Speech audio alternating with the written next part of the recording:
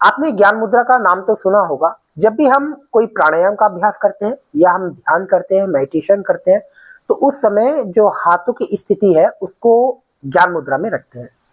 ये हाथ की साधारण सी दिखने वाली मुद्रा हमारे मन को, हमारे शरीर को सूक्ष्म रूप से बहुत ही ज्यादा प्रभावित करती है।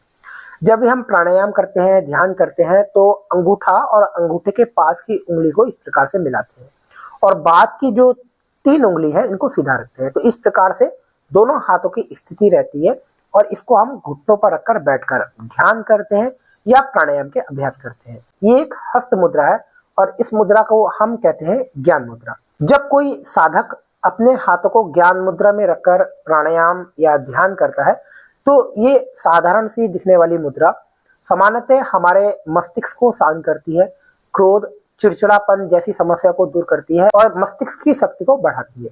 सूक्ष्म रूप से ये जो ज्ञान मुद्रा है ये हमारे तंत्रिका तंत्र को प्रभावित करती है, तंत्रिका तंत्र को मजबूत बनाती है, नर्वस सिस्टम को अच्छा करती है, जिससे क्रोध, चिंता, तनाव जैसी समस्या दूर होती है और हमारा जो मन है वो शांत होता है। तो जब भी आप क्रोध, तनाव, चिंता जैसी समस्या में हो, अवसाद में हो, डिप्रेशन में हो, तो बिल्कुल शांत स्थिति में बैठकर ऐसे ज्ञान मुद्रा में बैठ जाए और श्वासों के प्रति सजग होकर भीतर जाती हुई श्वास और बाहर आती हुई श्वास को देखें और लंबे गहरे श्वास भरे और छोड़े।